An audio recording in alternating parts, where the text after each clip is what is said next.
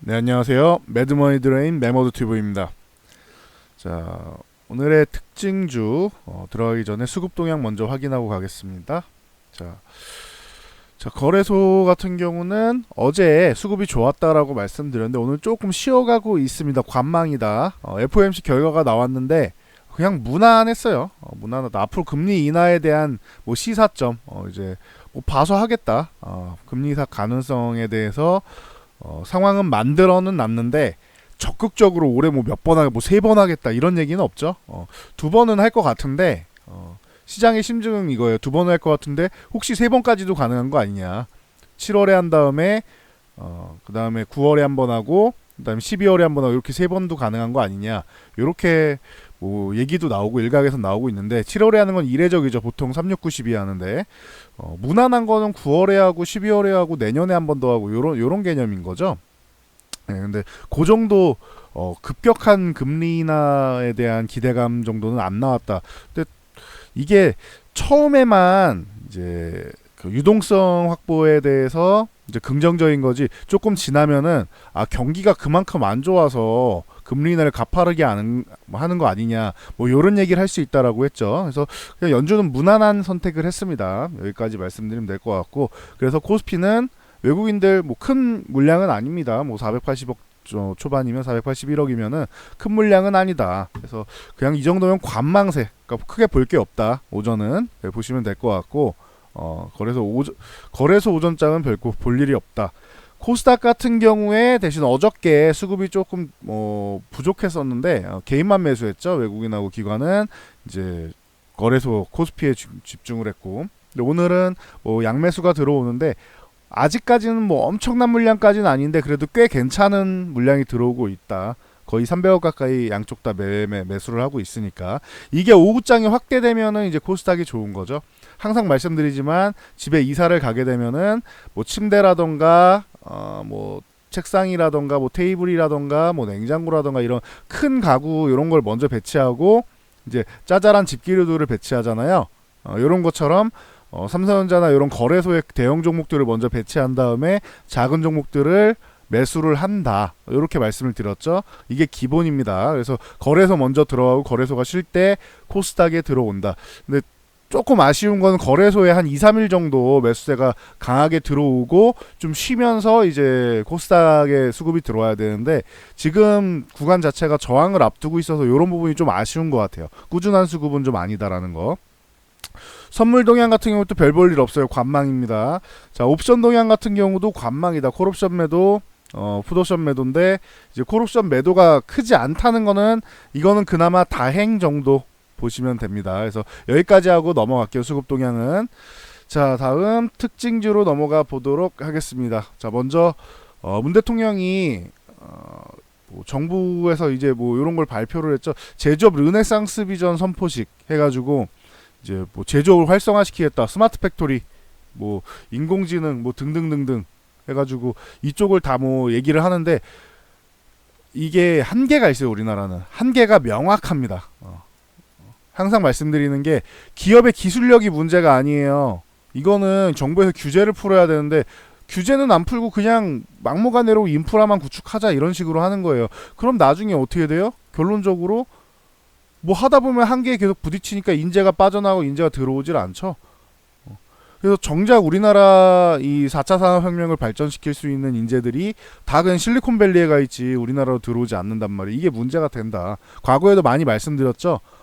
그래서 대통령 선거할 때 그 안철수 씨 같은 그 진짜 그 우리나라 IT계에서는 위대하고 똑똑한 사람인데 이제 정치물 먹더니 이제 맛이 가가지고 뭐 네거티브나고 앉아있고 이 양반 같은 사람들이 안철수 같은 사람들이 내가 규제를 풀어갖고 4차 산업을 육성하겠다 이런 식으로 나왔으면은 이번에는 아니어도 뭐 다음번에라도 가능성은 있었다고 보는데 뭐 이런 규제를 풀어줄 만한 사람이 나오질 않아요. 다들 젊은 사람들 이 업계에서 기대한 게 안철수 같은 사람이 나와가지고 이런 부분에 대해서 좀 언급을 해주고 규제에 대해서 언급을 하고 좀 풀어주겠다라는 이런 그런 정책을 기대를 했는데 그런 정책적인 부분에서는 굉장히 실망적이었죠. 그래서 뭐 별로 기대감이 없는 것 같아요. 사람들이 이제는 규제를 풀어줄 사람이 아예 없구나. 기존 정치 세력들은 정치인들 같은 경우에는 이런 걸 몰라요. 관심도 없고 아는데 관심이 없던지 모르던지 둘 중 하나예요. 그건. 예. 그래서 뭐 2022년까지 뭐 일단은 중소기업 대상으로 해서 뭐 스마트 팩토리 뭐 3만 개 보급한다 이러는데 이것도 다 중국 퍼주기 뭐 얘기 논란이 있습니다. 그래서 참고만 하시고 자 2030년까지는 스마트 산단 20개 그리고 인공지능 팩토리 뭐 2,000개 조성한다라고 하는데 뭐 이건 봐야겠죠. 일단 추진은 할 거예요. 돈은 쓰는데 규제 때문에 제대로 안 되는 거는 나중에 보면 느끼실 거예요. 예. 그래서 뭐 관련주들 특히 로보로보는 항상 뭐 이쪽에서 대장으로 움직였었죠. 5,200원에서 5,500원 사이 정도면은 분할 매도를 이렇게 한 번 정도 정리할 수 있는 구간이고 5,500원을 돌파했을 경우에 추가적인 시세를 볼 수 있다. 뭐 항상 뭐 자주 말씀드리던 종목이죠. 로보로보는. 그리고 뭐 휴림 로봇 같은 경우도 뭐 최근에 뭐 대주주 변경이랑 뭐 얘기도 많고 한데 요것도 이제 한번 뭐 강세가 나오고 있고 로보티즈도 최근에 바닥 찍었을 가능성 뭐 이런 부분에 대해서 말씀드렸는데 뭐 오늘 반등이 이쁘게 나오고 있다. 이렇게 재료가 있을 때 올라줘야 돼요. 그리고 삼익 뭐 THK 같은 경우도 뭐 삼성하고도 좀 뭐 연계가 깊은 기업이고 해서 뭐 올라주고 있죠. 뭐 사이맥스도 매매하기는 좋은 종목이다 하고 말씀드렸던 사이맥스나 뭐 스맥 같은 경우도 있죠. 그래서 이런 종목들 뭐 보시면은 될 것 같고 요런 것 때문에 그래. 스맥 같은 경우도 보면은 위쪽으로 한번 쭉 올랐다가 한번 쪼르륵 밀리고 하죠. 그러니까 요런 게 기분이 나쁜 거예요. 한 번에 들어왔다가 순식간에 테마성으로 꺼지잖아요, 이게. 사실 정부에서 정책으로 발표되는 거는 사실 이거는 테마가 아니거든요.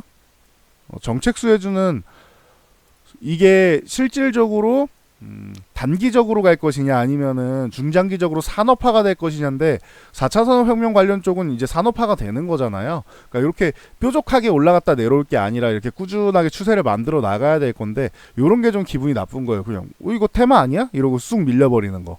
그래서 트레이딩 관점으로 접근하는 게 뭐 맞지 않겠냐 이렇게 말씀드리고 TPC 같은 경우도 오늘 뭐 거의 뭐 상한가 수준으로 올라가고 있죠. 상한가도 잠깐 들어갔다 나왔는데 올라가고 있죠.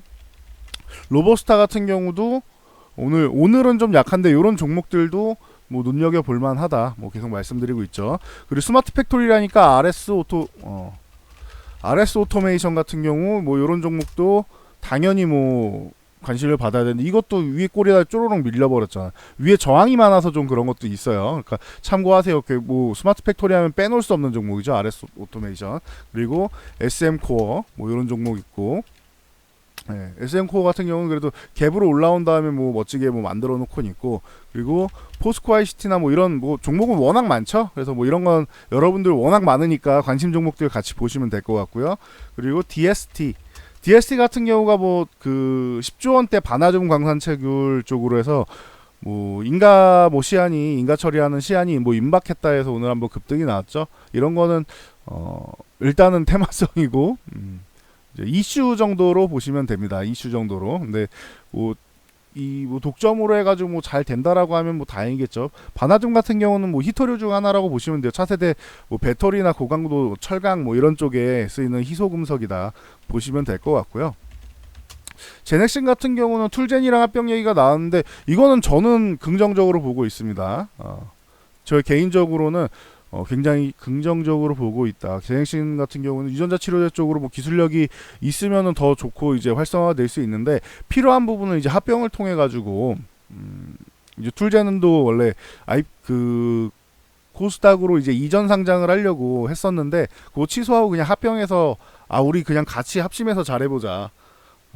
항상 말씀드리는 게 파이프라인이 좀 다양하고 기술력 같은 경우는 이제 연계가 되면서 같이 합작해서 이제 연구를 하게 돼서 좀 더 발전을 시킬 수 있는 게 중요한데 제약바이오는 우리나라는 이런 대기업들에서 진출이 그렇게 활발하지 않다. 삼성에서도 신약이 아니잖아요. 삼성에서 하는 거는 바이오시밀러죠. 바이오시밀러 복제약 계열이란 말이에요. 제네릭하고 바이오시밀러는 복제약이니까 이게 아니고 신약 개발을 해야 되는데 이게 진짜 대박인 건데 블록버스터급 신약을 만드는 게 대박인 건데 삼성이나 이런 데서도 안 하고 있잖아요. SK에서 관심을 좀 보이고 있는 것 같은데 뭐 요건 좀 더 지켜봐야 될 것 같고 그러니까 셀트리온이 위대한 기업이 된다는 거예요. 바이오시밀러 시작했지만 신약으로 넘어가고 있잖아요. 그러니까 삼성이나 SK도 요런 테크트리를 타서 이렇게 좀 넘어갔으면 좋겠어요. 신약 개발 쪽에 좀 대규모 자금 투자를 할 수 있었으면 좋겠어요. 그래서 이런 제넥신 같은 기업이 툴젠이랑 합병하면서 좀 자금력도 좀 이제 좀 쭉쭉 끌어오고 외부에서 해서 좀 신약 개발 쪽에 좀 박차를 했으면 좋겠다. 저는 개인적으로는 좀 긍정적으로 보고 있습니다. 근데 요것도 이거 단순한 이슈 아니냐 이렇게 해서 위에 매물대 많이 만들어 놓고 있어요. 참고하세요. 근데 밀리면은 저는 관심 가져봐도 된다고 저는 생각합니다. 개인적으로는 참고만 하세요. 자, 동양생명 같은 경우 요게 뭐 매각을 앞두고 있다. 이게 중국 정부에서 안방 위탁 기간이 내년 2월에 만료되니까 2월 이전에 이제 대주주 변경될 가능성이 높다. 뭐 이런 얘기가 나오고 있죠. 그래서 내년 2월까지 이렇게 변경되고 하려면은 올해 매각 신청을 해갖고 올해 이제 결과를 만드는 게 낫지 않겠느냐. 뭐 이런 얘기가 솔솔 나오고 있어요. ABL 자산하고 이제 우리금융지주 이쪽이 지금 뭐 인수 대상자로 유력하게 뭐 얘기가 나오고 있고, 근데 이거 아니어도 중국 기업들도 뭐 관심 보일 수 있죠. 그러니까 참고 정도만 하시면 될 것 같아요. 이런 거는. 그리고 대창솔루션 같은 경우가 뭐 NK 세포 항암 치료제 쪽으로 해서 뭐 시장을 진출한다 뭐 이러는데 뭐 결과가 어떻게 나오는지 모르겠어요. 결과가 중요하죠. 해가지고 임상에 대한 결과가 중요한데 요거는 뭐 저는 잘 모르겠습니다. 아무튼 상한가 갔으니까 축하드리고요. 자, 정부에서 이제 그 북한 식량 상황 고려해가지고 세계 식량 계획 있죠. 그 WFP 뭐 이런 그 단체가 있었는지도 모르는 분이 많으실 거예요. 여기랑 긴밀하게 협의해가지고 이제 우리나라에서 이제 5톤 정도만 먼저 보낸다. 뭐 이런 걸로 이제 뭐 결정이 났다고 하죠. 그래서 경농 같은 경우 오늘 이렇게 쪼르륵 올라오고 있고 요즘에 좋아요. 이쪽 굉장히 좋다고 했죠. 그 북한의 식량 지원 관련주 계속 말씀드리고 있는데 이쪽은 그냥 확정이 된 거잖아요. 식량 지원 관련주가 제일 뭐 이거는 전 세계적으로 관심을 모을 수 있는 거고 인도적 지원인 거잖아요. 노약자들이 무슨 죄가 있어요. 북한에 산다는 게 죄인 거지. 그러니까 그쪽에다가 좀 지원을 하자 이렇게 나오고 있는 거고 그리고 김정은이 저번에 하노이에서 삐져서 갔으니까 이번에 한번 달래기식으로 이제 지원 정도는 해주는 거죠.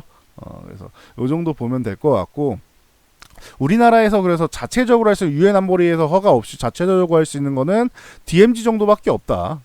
식량은 걔네도 이제 인정을 해주는 거고 자체적으로 할 수 있는 건 DMZ 정도밖에 없다. 그리고 기대감 모으는 건 이제 러시아나 뭐 이런 데서 말 나오는 뭐 철도나 가스관이나 뭐 이런 것들이 있고 개성공단 자체적으로 뭐 인간을 했는데 이게 만약에 뭐 북한이랑 미국이랑 잘 돼서 뭐 간다라고 하면은 개성공단 관련주랑 뭐 이런 금강산 관련주 뭐 이런 쪽이 같이 튈 수 있다. 이렇게까지 되면은 그냥 경협주가 다 튀는 결과가 되는 거예요. 그거는 그렇게까지만 보시면 될 것 같아요.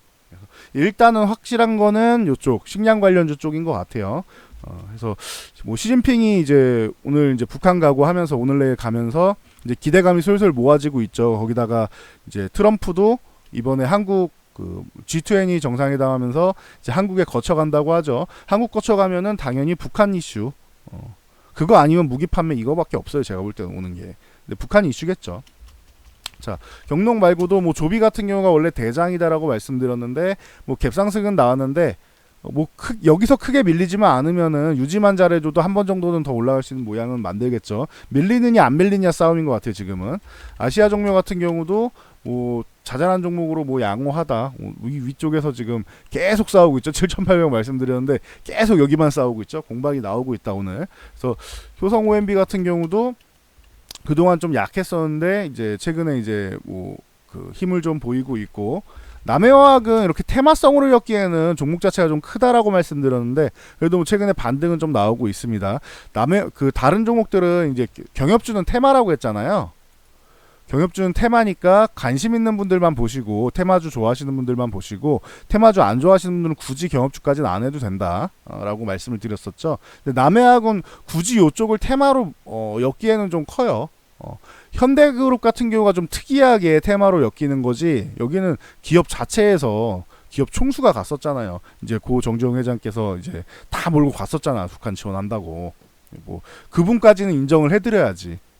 그분은 뭐 본인의 뭐 기반이 된 뭐 시설이니까 그쪽에다가 기반이 된 거니까 소 끌고 왔잖아요. 그래서 그분까지는 인정을 해드려야겠죠. 근데 이제 뭐 지금 세대에서도 북한 지원을 대북 지원하는 거를 긍정적으로 여길지는 모르겠어요. 그거는 저도 어느 정도까지 속마음까지는 모르겠어요. 대외적으로는 뭐 한다고 하겠죠. 대통령한테 잘 보여야 되니까. 근데 속마음까지는 잘 모르겠다. 뭐 요 정도 보시면 될 것 같아요. 그래서 뭐 효성OM이나 뭐 대우 같은 경우도 있고 뭐 요런 종목들이 오늘 갭상승 났다 좀 음봉으로 살짝 밀리고 있는데, 기본적으로 최근에 조금 반등이 한번 나왔었고 옆으로 횡보하다가 갭 나온 다음에 이렇게 살짝 음봉을 그리고 있는데, 여기서 추가적인 하락만 안 나오면 돼요. 여기서 유지만 잘해주고 좀 기다리면 한 번 정도는 더 올라올 수는 있다. 뭐 요렇게 생각하고 있습니다. 저는 밀리면은 이제 약한 거죠. 거기까지만 보시면 될 것 같아요. 자, 그래서 오늘의 특징주 여기까지 해서 정리해드리고 차트까지 한번 확인을 해봤습니다. 자, 점심시간 뭐 점심 식사 맛있게 드시고요. 뭐 편안한 하루 되시기 바랍니다. 오늘도 성공 투자하세요.